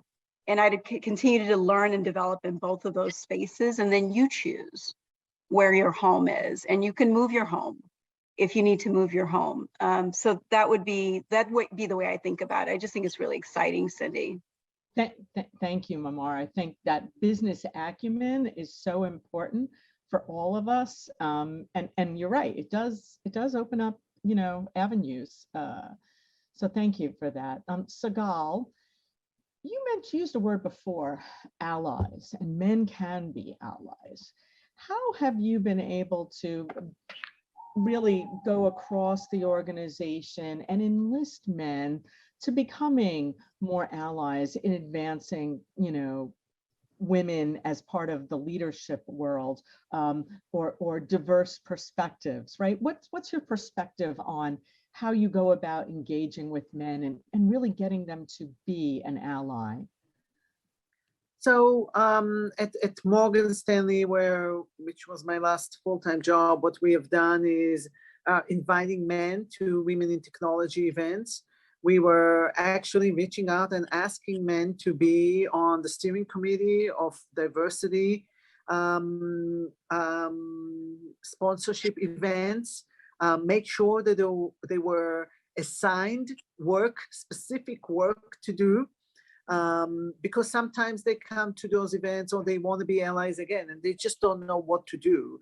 But if you tell them specifically, I need you to come to this event and talk to those 3 ladies and make sure that they know a little bit about the business, about your challenges, about how you're thinking about the organization, what's your view on diversity? They'll do that. They'll be more than happy to do that. And we enlisted for all of the affinity group. We have listed all kind of diverse, multicultural people to be part of the steering committee for each one of the affinity groups. So each one of the networks, not just the Women in Technology and not just the Women Network, but each one of those affinity groups had a diverse set of leaders that were involved in participating. And I think that sent a huge message throughout the organization that we all in this together, and it's very important for everybody to really make sure that we have a diverse workforce and an engaged working environment that is accepting of all. I think that's really important, the way you not only bring men in, but you give them assignments. I love that because, you know, otherwise it's just window dressing, right? It's very easy to show up. It's harder to actually do something, right? I think I love that. I'm going to go a little out of order because I know we've got some time constraints. Rhonda, what have been your keys to success for thriving in the very male-dominated world that we still live in? Thank you for bringing this up. Results speak for themselves. I've worked in all male-dominant fields my entire life until I got to Estee Lauder. Had pencils thrown at me on the trading room floor, you name it, but results speak for themselves. And that's the key. Don't get caught up in everything that's surrounding or swirling. Just focus on metrics, results, intellectual, your emotional intelligence, treat people how you want to be treated. As far as, and men are my allies in the workplace. I can't thank my network enough for just the support and seeing that results speak for themselves and knowing that, Cindy. I can't stress that enough, that yes, it's diversity and inclusion, but really at the end of the day, it's about performance. And please keep that in mind as you go through your career as well. And make sure that you have a mentor, a strong one. Great point, Mamar. You had mentioned also, as in being on the learning and curious track, right? Make sure you do your day job, right? Well, and so Rhonda, thank you for again reminding us, right? The day job is important, right? Drive results all the time. Thank you for that. I appreciate that. And Diane, last but definitely not least, you are in the people seat, right? What can women do to help each other thrive, both personally and professionally? And how can we create a community of women helping women, and and most importantly, helping themselves? Yeah, so that's such a great question. And I think this is a theme here, right? As we talk about personally and professionally. And when I think about helping women, I think the first thing, it really is us leaning into each other to understand each other's story. So again, I'll think about how busy we get, and we all want to support women, but do we really pause in our days, in our nights, to understand each other's story and who we really are? And the second thing that I would say about these, and these are just, for me, they're very, it sounds like they're tactical, but these are the important things. Because the second thing is, and I'll tell you, a friend of mine does this, and I started doing this, is I just keep a list of the people. Every day I have a goal to reach out to one person that I'm not doing, that I typically wouldn't be. Who may I make the biggest difference for today, woman or man? But I've got to know their story first to know when it's going to matter. So that's really on an individual basis. And then from a community perspective, a lot of us do this, we call them we care teams, and the women come together, and there's a lot of sharing each other's story so they can support each other, invest in each other, and then watch each other soar. I think that's key to being an authentic leader, is is knowing everyone's story. So I want to, we're kind of out of time, so no more bonus round questions here, but I want to thank everyone for their comments today. And I just want to summarize, you know, the learn and be curious, the, you know, connect with people authentically and demonstrate caring, the be courageous to engage and really educate others on diverse perspectives, right? The self-care, so important, right? You know, and last, I'm going to sort of throw my own thing in here, and I think Rhonda, you used this term, the network. The network is so important, and it is really up to all of us to encourage all of the people around us, whether they be our direct reports, our direct organizations, indirectly throughout the organizations, our community, our families. It's so important to have an external network of people that you can rely upon, that, you know, that you can get their perspective on. And it's, again, more diverse thought beyond your initial circle in an organization or in your family. So please make sure that everyone join networks like HMG, like SIM New York, and really encourage people to get that diverse perspective. Thank you all very much. It was such an honor to participate with you all today. Thank you, Cindy. Thank you, ladies. Thanks. Thank you. Bye, everyone. Thanks. Great job, everyone. Thank you so much.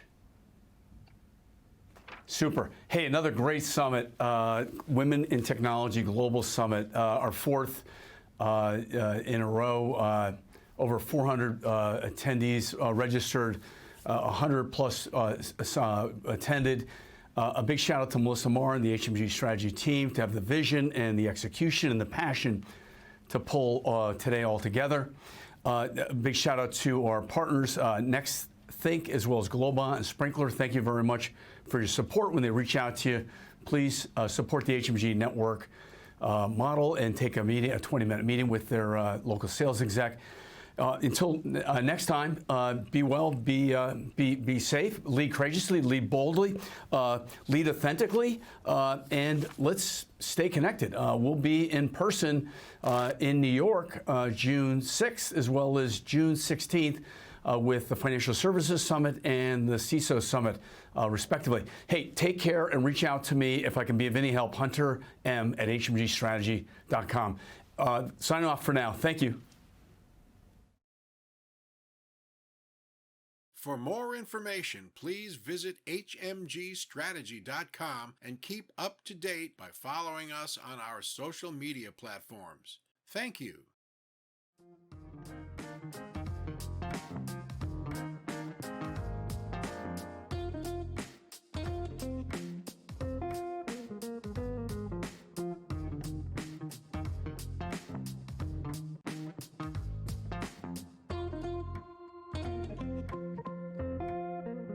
This has been a presentation of HMG Live.